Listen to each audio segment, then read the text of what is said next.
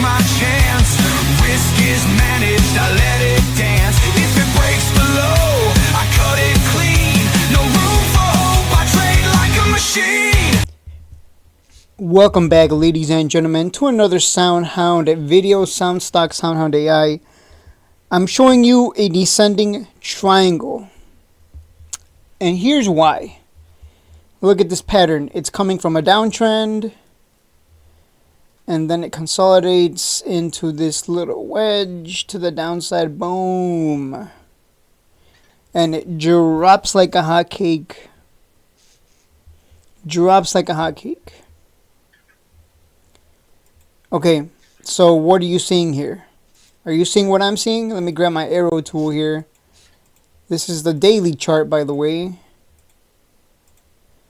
I think this one is very obvious, right? We're creating lower highs, going into where we would expect buyers to show up here. They showed up twice, right? 3 times they showed up. Where are they? Well, they're nowhere to be found. Technically, we should come down. And if anything, it should gravitate towards that $10, this range here, 10 and under. And ideally, that purple line. As soon as it touches that purple line, I'm buying.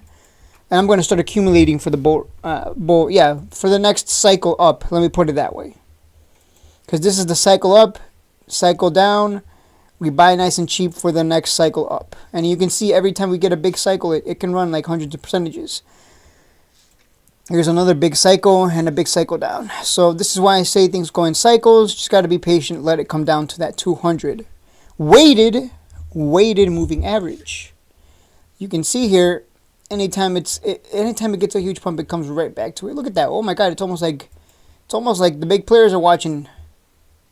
Here it goes underneath it, but like I said, if it goes underneath it, it's quote unquote undervalued, to put it that way. I mean, you're not buying it when it's all the way over here at 10, so far away from that purple line. You're buying it when it's like right at it or under it, is even better, because you're getting a good deal. And look, you can see you could have bought here between the $3.50 to $4 range, and boom, 50% move to $6.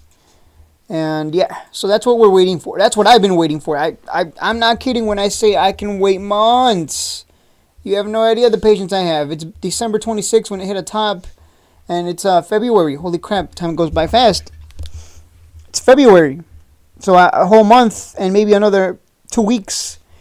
And we finally get to buy real cheap at and under that 200 weighted moving average. Easiest strategy ever. But that's a very classic. And remember, price is a reflection of human behavior. If I'm seeing this pattern, others are seeing it too. Okay, so it ends up being a self-fulfilling prophecy, because everyone looks at it and goes, well, that's going to go down lower, so I'm just not going to buy. And because there's no buyers, well, the sellers take control, and it just comes down lower. I think that's like that. So that's just how it is. Everyone sees it, and it ends up playing out. And it doesn't help that we have Trump tariffs today. So we don't know. Let me see. Bitcoin is the one that's probably going to react. Bitcoin it's down, finding some support maybe, but let me see. Trump tariff threats overshadow crypto. Okay, so they haven't happened. Well, let's see what happens. How Bitcoin reacts, because that's going to be telling for every stock in the stock market. So there you go, guys. Probably, I think we might be entering we might already be in a bear market. I shouldn't say we might be entering. You don't know you're in a bear market until you're like deep into it, but I've seen this before. Usually people are like, oh no, we're going to come back up, and it just keeps going down and down and down and down. So I've seen this before too many times. I believe we're going to get one hell of an opportunity to buy a lot of good companies at cheap prices. I feel for the ones that bought the top or anywhere up here. That's why you want to wait for it to come back down. It always comes back down. Anyone who tells you otherwise, it always comes back down. Always, always, always. There will always be an opportunity to buy nice and cheap. If you don't have the patience, I mean, you'll just keep buying way above that purple line. Even Palantir here. Every time it pumped, came right back to that purple line. Pumped, back to that purple line. Pumped, rinse and repeat. the trend has gotten so steep on Palantir that it's just so far away from that purple line. It would really have to go into a bear market to drop nice and cheap. But we know there's a lot of good companies out there. Palantir, SOUN, NVIDIA. We know NVIDIA's invested in this. So you think they're invested in it for measly $24 a share? They haven't sold. They're still holding their shares. So I'm sure they see what's ahead and what's to come. It's going to be robots everywhere, and SoundHound is the voice of AI. I believe that. So wait for that purple line. Once it gets to that purple line, I mean, you're going to be buying 10 and under. I mean, that's already like over 50% discount from highs. And the last time, when was that big pump? Oops, let me zoom out. Here's that big pump here. It dropped from 10 to 350. 350, as some people would say. So you get if you just wait for the purple line, you get a massive discount. Over 50% discount. That's how I like to think of it. A juicy discount. And that's what we love on this channel. We love discounts. So there you go. That's I don't think there's any news. I don't think they did a mixed shelf offering, which obviously didn't help. Ratings. Someone raised their price target to $8, but the price is at $14. I don't know what that means. I guess they don't think it's worth $14. Let me see, 26. So let's see, H.C. Wainwright, $26, $22, and then there's some that have it at $8, $7. These are lower.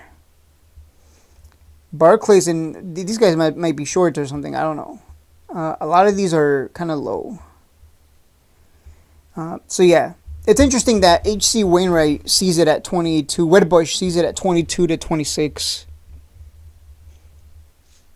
Whereas this is recent, by the way. The older ones, they all have it at $7 to $8, which might actually happen if we tank under 10. It can go cheap. So some of these analyst price targets are, I mean, I can agree with 20 to 26. I can agree with that one.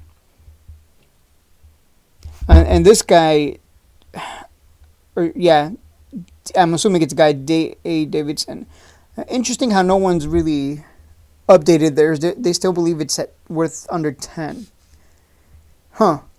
But they've been wrong, right? They've been wrong. Because they thought they think it's worth $8, $9, but it was at 24 recently. So clearly the market believes it's worth more than their dumb targets.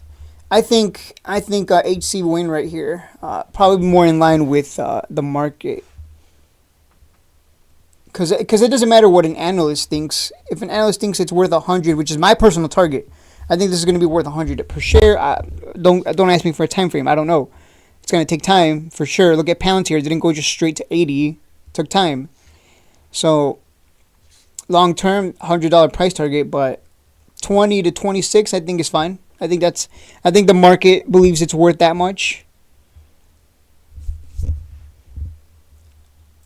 But we can't ignore that Trump came into office and everything's coming down. I know some of you are going to say, if the market believes it's worth 20 to 24, why is it at 14? I don't know, but hey, give me the discount. I love discounts. Give me the discount. I'm not going to complain. Like, we're getting a discount. Would you rather buy up here or down here? I don't know. That's on you. I don't question what the market does. I just react. And if it's going to break down, we're going to get it real cheap. That's it for the video. I think this is incredible. A lot of people thought Trump pump. We're getting the opposite in the markets. A lot of volatility, which is great.